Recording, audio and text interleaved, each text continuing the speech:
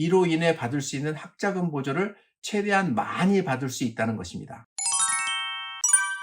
안녕하십니까? 세리토스 엘리트 학원의 앤디리입니다. 이번 영상은요, Financial Aid, 재정 보조에서 특히 중요한 내용으로서 바로 학비를 절약할 수 있는 방법, 다시 말해 학자금 보조, 재정 보조를 조금이라도 더 많이 받을 수 있는 방법, 혹은 전략이라고 표현하는 것이 맞겠네요. 아주 중요한 내용이니까요, 끝까지 시청 부탁드립니다.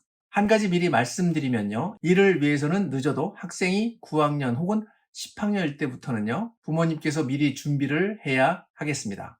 자, 바로 시작합니다. 우리가 펩사를 제출한 후에는 대충의 EFC 값을 받게 되는데요.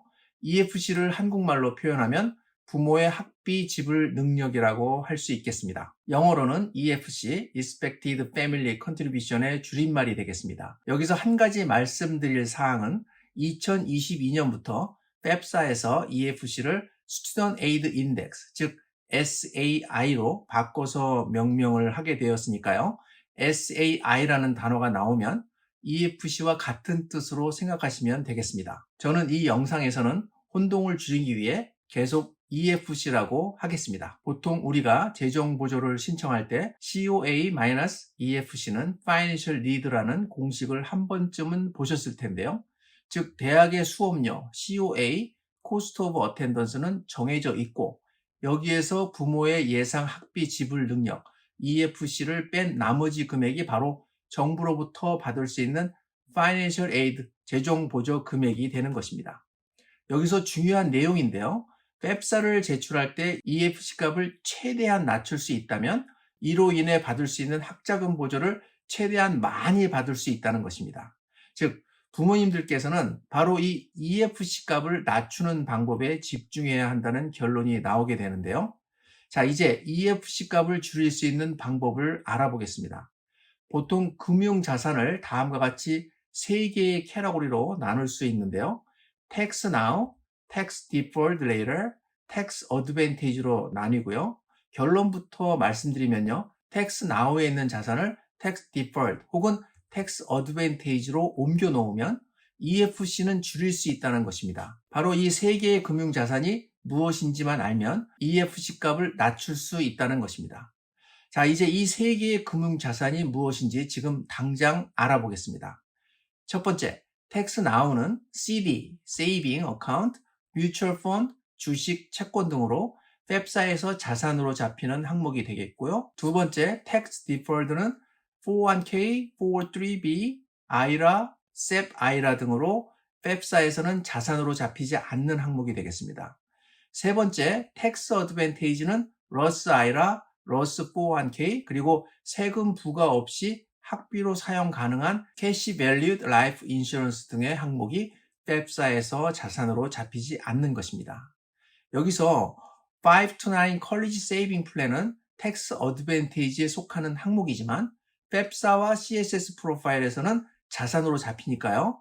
가입 시 주의해야 하겠습니다. 지금까지 설명드린 이 3개의 금융자산 중 텍스 폼, 즉 1040의 근로소득인 그로스 인컴에서 디덕트를 할 수 있는 항목들, 즉 위에서 말씀드린 두 번째와 세 번째 캐터고리에 속하는 항목들을 잘 활용해서 AGI, Adjusted Gross Income 값을 줄일 수 있겠습니다. EFC 값을 낮출 수 있는 방법, 정리해서 말씀드리겠습니다. 첫 번째, 당연한 이야기겠지만 소득이나 자산을 줄인다. 두 번째, 직장 내의 급여를 조정한다.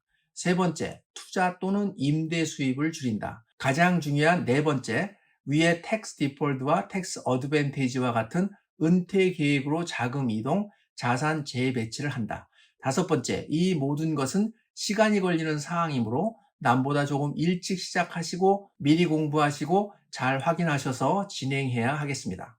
다음은 같은 항목임에도 불구하고 펩사에서는 자산으로 포함되지 않는 항목이면서 동시에 CSS 프로파일에서는 자산에 속하는 항목이 있습니다. EFC를 줄이기 위해 이를 꼭 확인하셔야 하는데요. 이러한 항목은 어떤 것이 있는지 알아보겠습니다. 첫 번째, 스튜던트 인컴은 3,750불까지는 펩사는 제외되고 CSS 프로파일에는 자산으로 포함이 됩니다. 두 번째, 프라이머리 레지던스는 펩사는 제외되고 CSS 프로파일은 자산에 속하게 됩니다. 즉 가족이 살고 있는 첫 번째 집은 팹사에서는 자산으로 잡히지 않는다는 것입니다. 세 번째, 리타이먼트 플랜 밸류는 팹사는 제외되고 CSS 프로파일은 포함되고요. 네 번째, 스몰 비즈니스 less than 100 employee는 팹사는 제외되고 CSS 프로파일은 포함되겠습니다. 자, 이제 팹사의 경우 부모의 인컴, 즉 AGI, Adjusted Gross Income에 따른 EFC Estimate, 예상치를 알아보겠습니다. 2021년 기준이고요. 2022년도에는 약간 높은 금액으로 책정될 것입니다. AGI가 30K, 즉 3만 불의 인컴일 때 EFC는 1000불 정도이고요. 50K일 때 EFC가 4000불 정도, 75K일 때 EFC가 1500불 정도, 100K일 때 EFC가 18,700불 정도, 125K일 때 EFC가 25,700불 정도, 150K일 때 EFC가 35,000불 정도, 200K일 때 EFC가 49,600불 정도, 250K일 때 EFC가 65,000불 정도가 되겠습니다. 즉 1년에 25만 불 이상을 번다면 거의 모든 대학 학비를 부모님께서 지불해야 한다는 이야기가 되겠습니다. 또 다른 예로 4인 가족 기준으로 대학생이 1명이고 부모의 자산이 5만 불 이하일 경우, 또 부모님은 모두 50세 이상인 경우 거의 모든 학비를 면제받을 수 있겠습니다. 또 다른 예는 대학생이 동시에 2명인 경우에는 부모님이 15만 불을 벌어도 EFC가 50%, 즉 17,500불로 줄게 되고, 이 때문에 같은 EFC, 즉 1명의 대학 학비로 2명의 학생을 대학에 보낼 수 있는 것이 되겠습니다. 마지막 예로 만약 부모님의 EFC가 25,000불보다 작다면 사립대학에 가는 것이 공립을 가는 것보다 오히려 튜이션을 어떤 때는 적게 페이할 수 있겠습니다. 마지막으로 EFC 값을 알면 우리 부모님들께서 미리미리 준비하기가 수월하겠죠. 그래서 준비했습니다. EFC 값을 미리 지원하기도 전에 직접 알아볼 수 있는 웹사이트 알려드립니다. 매우 유용한 웹사이트니까요. 잘 활용해 보시면 좋겠습니다. 첫 번째는 컬리지 보드에서 제공하는 EFC 캘큘레이터가 있고요. 두 번째는 fined.org이고요.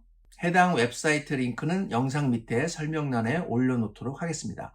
세 번째는 그냥 구글에서 대학교 이름 그리고 Financial Aid Calculator라고 치면 각 대학의 EFC를 계산할 수 있는 웹사이트를 찾아볼 수 있는데요.